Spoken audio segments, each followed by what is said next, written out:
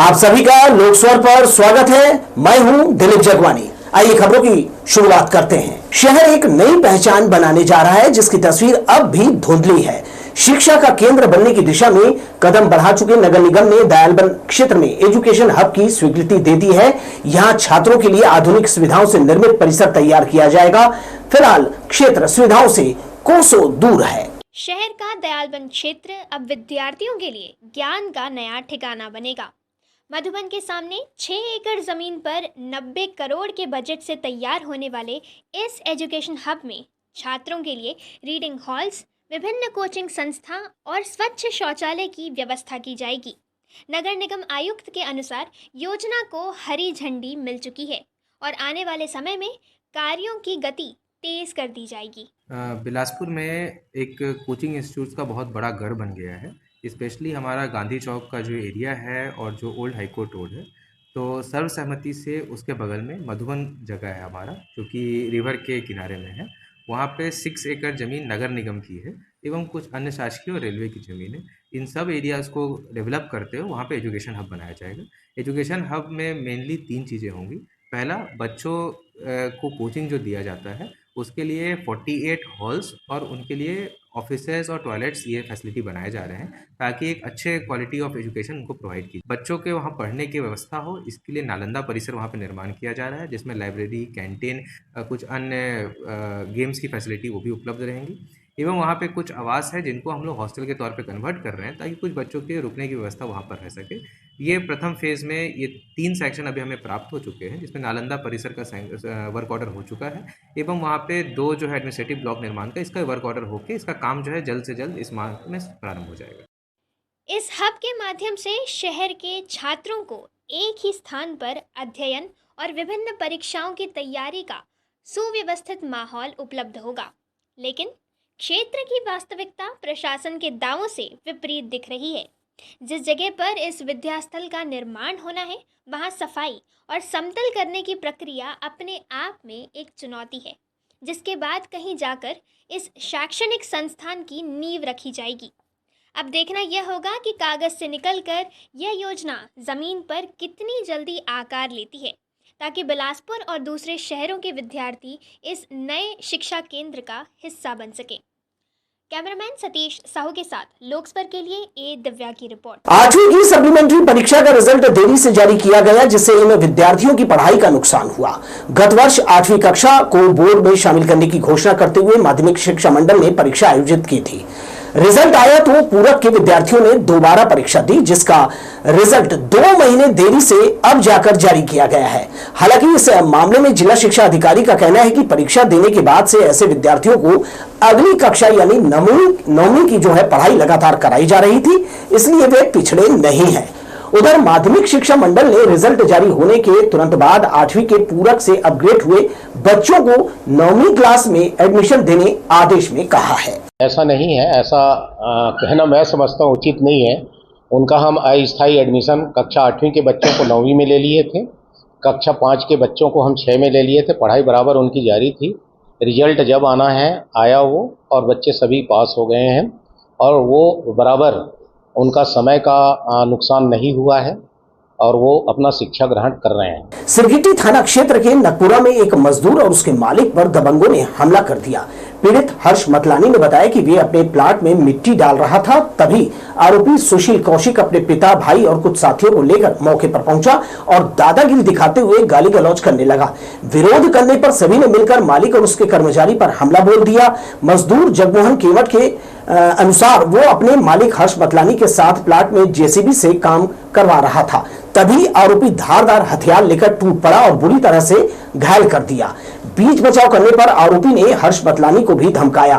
पीड़ित ने बताया कि जब उसने वीडियो बनाने के लिए मोबाइल निकाला तो आरोपी ने ये मोबाइल भी छीन लिया और साथ में जेब में रखे 10,000 रुपए भी निकाल लिए। मोबाइल तोड़ने के बाद आरोपी वहां से फरार हो गए। हमले के दौरान प्लाट में लगे बोर्ड को भी उखाड़कर फेंक दिया। घटना की सूचना मिलते ही सिरगिट्टी पुलिस मौके पर पहुंची। रिपोर्ट दर्ज कर ली गई है, जिसमें आरोपी सुशील कौशिक और उसके साथियों पर बीएनएस की धाराओं के तहत अपराध पंजीबद्ध किया गया है। मैं अपनी जमीन में मिट्टी पटवा रहा था तो मैं और मेरे दुकान का कर्मचारी हम दोनों मैं उसको लेके गया था अपने साथ। तो इसी बीच में सुधीर कौशिक और उसका भाई और उसके पापा साथ में आके और 3-4 लोग और आके गाली गलौज देने लगे और ये बोलने लगे कि तुम लोग किससे पूछ के यहाँ पे काम करवा रहे हो, और दादागिरी करने लगे और मारपीट चालू कर दिए। और उसके बाद उसको मेरे जो कर्मचारी था उसको धारादार हथियार से किससे मार के उसको घायल कर दिए थे। और उसके बाद मेरा फ़ोन, जब मैं वीडियो बनाने के लिए फ़ोन निकाल रहा था तो वो लोग मेरे जेब में ही हाथ डाल के मेरा मोबाइल और मेरा 10,000 रुपये निकाले और मेरे मोबाइल को तोड़ दिए और पैसा लेके भाग गए। सुधीर कौशिक नाम है, नगपुरा में रहते, सिरगिट्टी थाना में आता है। हम लोग वहाँ पे रिपोर्ट दर्ज करा दिए हैं, लेकिन अभी उनके ऊपर कार्रवाई नहीं हुई है कुछ भी। अभी क्या चाहते हो? हम तो कड़ी से कड़ी कार्रवाई चाहते हैं उनके। बरसात ने शहर की सड़कों की पोल खोल दी। मुख्य मार्गों से लेकर गलियों तक जगह जगह बने गड्ढों ने लोगों का घर से निकलना दूभर कर दिया है। रोजाना सफर करने वाले वाहन चालकों को न सिर्फ परेशानी उठानी पड़ी बल्कि कई जगह हादसों का खतरा भी बना रहा। अब नगर निगम प्रशासन ने ऐसे सभी खस्ताहाल मार्गों की मरम्मत जल्द शुरू करने का दावा किया है। नगर निगम का कहना है कि शहर की खराब सड़कों की सूची तैयार कर ली गई है और जल्दी ही मरम्मत कार्य शुरू होंगे। प्राथमिकता उन इलाकों को दी जाएगी जहां ट्रैफिक अधिक है। गोल बाजार से तोरवा, सीपत मुख्य मार्ग, मगरपारा समेत प्रमुख इलाके के बदहाल हो चुकी जो सड़कें हैं उन्हें दुरुस्त किया जाएगा। इसमें कुछ रोड का रिपेयर जो है स्टार्ट हो गया है, जिसमें जैसे छठघाट रोड है उसका पीडब्ल्यूडी ने कार्य प्रारंभ कर दिया है और इस माह के अंत में 29 तारीख को हमारा भी वर्क ऑर्डर जारी हो जा रहा है। उसके बाद से इसकी भी कार्य जो है बीटी रिपेयर की वो चालू हो जाएंगी। कुछ अन्य रोड जैसे आप देखेंगे ओल्ड हाईकोर्ट रोड पे, उसमें जो है जो रिपेयर का काम है वो स्टार्ट हो चुका है। पहले डिवाइडर रिपेयर करके नाला उसको फिनिश कर रहे हैं ताकि एक परमानेंट तौर पे वहाँ पे बीटी वर्क किया जा सके। स्कूली बच्चे शैक्षणिक भ्रमण के लिए बेलगैना रेलवे स्टेशन पहुंचे, जहां उन्हें ट्रेन के संचालन, सिग्नल, टिकट काउंटर और रेलवे प्लेटफॉर्म को स्वच्छ रखने जैसे विषयों पर व्यावहारिक जानकारी दी गई। पहली बार स्टेशन और ट्रेन को देखकर बच्चे रोमांचित हुए। इस प्रकार के भ्रमण से उनमें किताबी ज्ञान को वास्तविक जीवन से जोड़ने और समझने में मदद मिलेगी।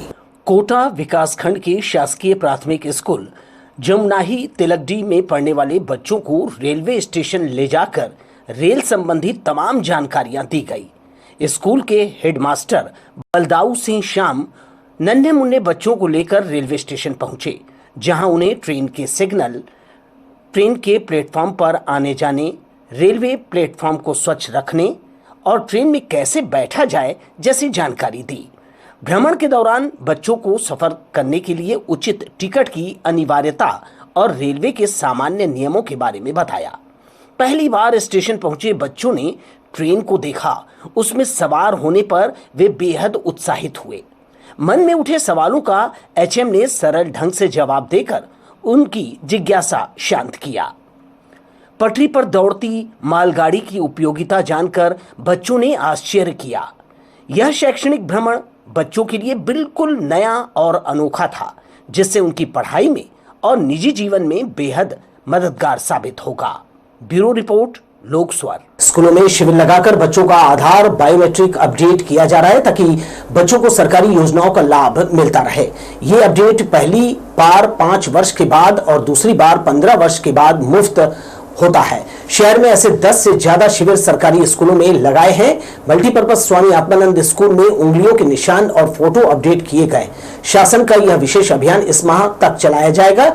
इसके लिए शिक्षकों को बैठक में निर्देशित किया गया था कि वे परिजनों से जरूरी सहयोग कर अपने बच्चों को जो है स्कूल नियमित भेजें। 22 तारीख से शिविर चल रही है और अभी तक 16 बच्चों का हो चुका है अपडेट और बाकी 29 तारीख तक शिविर का कार्यक्रम चलेगा। ये शिविर कहाँ लगाया गया? ये सभी बिलासपुर में गिने चुने मतलब शासन द्वारा लगाया गया है।